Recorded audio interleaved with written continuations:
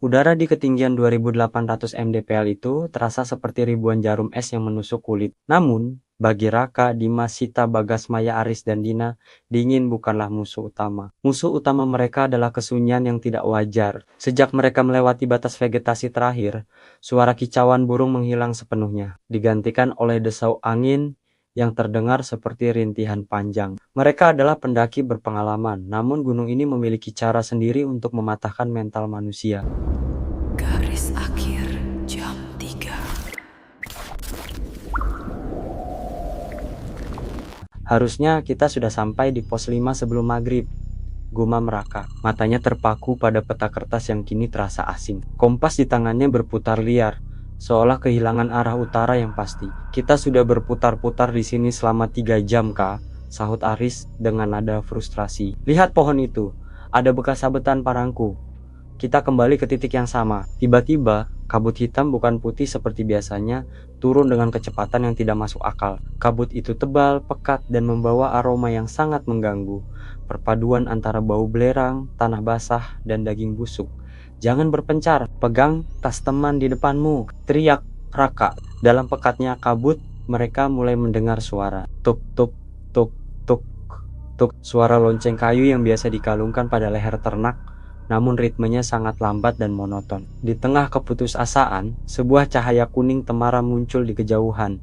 Ada lampu, mungkin ada base camp atau warung, seru Dina penuh harap. Tanpa berpikir panjang, mereka mengikuti cahaya itu, turun melewati lereng curam yang tidak ada dalam peta. Mereka tidak menyadari bahwa jalur yang mereka injak bukan lagi tanah dan akar, melainkan tumpukan batu nisan yang tertutup lumut. Setelah menembus kabut selama hampir 30 menit, mereka tiba di sebuah lembah tersembunyi. Di sana berdiri sebuah perkampungan yang tampak sangat kuno. Rumah-rumahnya berbentuk limasan dari kayu jati yang sudah menghitam karena usia. Tak ada satupun jendela pada rumah-rumah itu. Di pintu masuk desa, sebuah gapura kayu berdiri miring. Di sana tergantung sebuah papan kayu lapuk dengan tulisan aksara lama yang seolah berdenyut. Kampung mayit, nama macam apa itu? Bisik Maya sambil merapatkan jaketnya. Seorang lelaki tua muncul dari bayang-bayang rumah pertama. Ia mengenakan pakaian serba hitam dengan caping yang menutupi wajahnya. Tangannya kurus kering, kulitnya menempel erat pada tulang seolah tak ada daging di bawahnya. Tamu? Sudah lama tidak ada tamu. Suara lelaki itu lebih menyerupai gesekan amplas pada kayu. Silakan masuk. Di sini tidak ada badai. Di sini hanya ada ketenangan.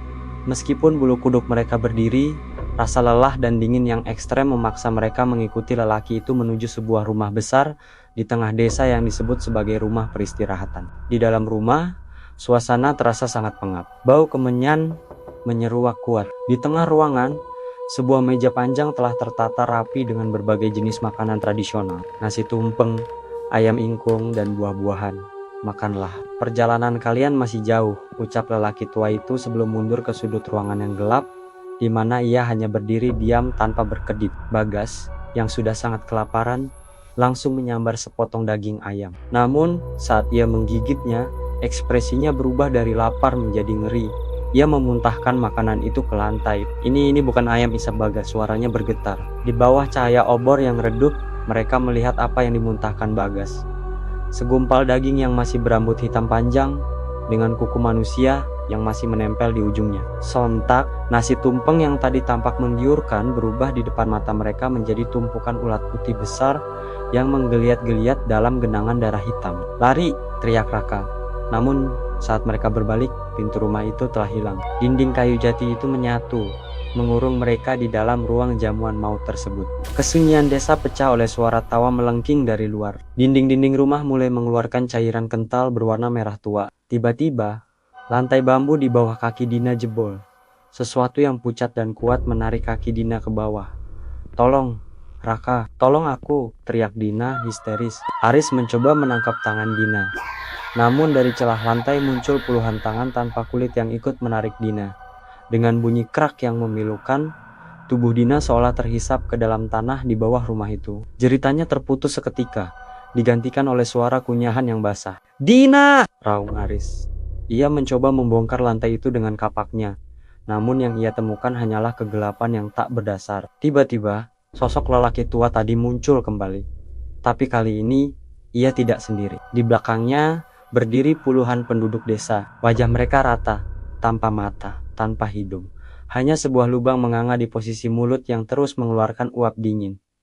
1 telah diterima bumi, ucap lelaki itu. 6 lagi untuk menjaga desa tetap hidup. Raka berhasil menghantam dinding kayu dengan kapak aris hingga jebol. Mereka berenam lari keluar, menembus jalanan desa yang kini berubah menjadi labirin nisan yang tumbuh dari tanah. Maya mulai berhalusinasi. Ia melihat ibunya berdiri di depan salah satu rumah. Maya, sini nak, dingin. Maya, jangan, itu bukan ibumu. Sita mencoba menarik tangan Maya, namun Maya seperti terhipnotis. Ia melepaskan diri dan berlari menuju sosok itu. Saat Maya memeluk sosok yang ia kira ibunya, sosok itu berubah menjadi sesosok mayat yang telah membusuk sempurna. Mayat itu memeluk Maya dengan sangat erat. Tulang-tulang rusuknya yang patah menusuk tubuh Maya hingga tembus ke belakang. Maya tewas dalam pelukan maut itu. Tubuhnya perlahan menyatu dengan mayat tersebut hingga mereka menjadi satu gundukan daging tak berbentuk. Tersisa 5 orang, mereka berlari tanpa arah hingga mereka sampai di sebuah bangunan yang tampak seperti lumbung. Di dalam lumbung, mereka menemukan tumpukan barang-barang pendaki, tas carrier, sepatu, hingga kamera yang sudah usang. Aris menemukan sebuah buku harian yang sampulnya sudah berjamur. 21 Mei tahun 2016 kami terjebak. Kampung ini bukan di dunia manusia. Mereka membutuhkan kulit manusia setiap 10 tahun sekali untuk mencegah tubuh mereka hancur menjadi debu. Jika kau membaca ini, kau sudah terlambat. Jangan pernah makan jamuan mereka. Jangan pernah menoleh jika namamu dipanggil. Ini ritual 10 tahunan, bisik Sita dengan air mata mengalir. Dan kita adalah tumbal tahun ini. Bagas, yang tadi sempat menggigit makanan terlarang itu, mulai mengerang kesakitan. Kulit di lengannya mulai mengelupas, namun di bawahnya bukan daging merah, melainkan sisik-sisik hitam yang berbau busuk. Pergi tinggalkan aku, Bagas terengah-engah. Matanya mulai memutih. Aku bisa merasakan mereka-mereka ada di kepalaku. Bagas tiba-tiba berdiri dan menyerang Aris dengan kekuatan yang tidak manusiawi. Ia menggigit leher Aris hingga arteri karotisnya putus. Dalam sisa-sisa kesadarannya, Bagas menangis, namun tangannya terus mencabik-cabik sahabatnya sendiri. Raka, Dimas, dan Sita lari keluar lumbung, meninggalkan Bagas yang tengah berpesta di atas tubuh Aris. Kini hanya tersisa 3 orang. Mereka tiba di ujung desa yang berbatasan langsung dengan tebing curam. Di bawah sana, kabut hitam seolah menunggu mereka jatuh. Kita harus memanjat, teriak Raka, saat mereka mulai memanjat akar-akar pohon besar yang menjuntai di dinding tebing. Dimas merasakan sesuatu menarik tasnya. Itu adalah Aris, atau apa yang tersisa dari Aris. Tubuhnya penuh jahitan kasar, matanya dijahit tertutup dengan kawat berkarat. Dimas, ikut kami. Suara Aris terdengar seperti ribuan serangga yang berdengung. Dimas kehilangan keseimbangan. Ia terjatuh dari ketinggian 10 meter, mendarat tepat di kerumunan penduduk desa yang sudah menunggu di bawah. Raka dan Sita hanya bisa melihat dari atas saat Dimas dikoyak-koyak hidup-hidup.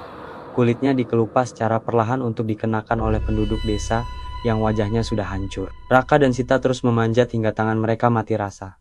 Kuku-kuku mereka terlepas, bersimbah darah dan tanah. Saat cahaya fajar pertama mulai membelah langit timur, sebuah suara ledakan sunyi terdengar. Kabut hitam itu menguap seketika terkena sinar matahari. Raka dan Sita terjatuh ke atas tanah jalur pendakian yang asli. Mereka menoleh ke belakang, dan lembah yang tadi berisi kampung mayit hilang sepenuhnya. Yang ada hanyalah jurang sedalam ratusan meter dengan pepohonan mati di dasarnya. Mereka ditemukan oleh pendaki lain beberapa jam kemudian. Raka ditemukan dalam keadaan memeluk tas carrier milik Dimas yang penuh dengan tanah kuburan, sementara Sita ditemukan dalam keadaan bisu total, rambutnya berubah menjadi putih sempurna karena trauma. 6 bulan setelah kejadian itu, Raka duduk di kamarnya yang gelap.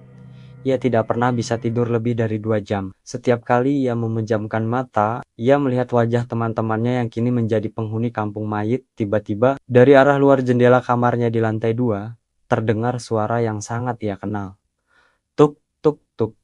Suara lonceng kayu itu kembali. Raka memberanikan diri melihat keluar. Di bawah lampu jalan yang remang-remang, berdiri 5 sosok mengenakan jaket pendaki yang ia kenal baik. Mereka melambai ke arah Raka. Salah satu dari mereka yang terlihat seperti Maya mengangkat sebuah papan kecil bertuliskan, "Giliranmu, Kak, 10 tahun lagi kami akan menjemputmu."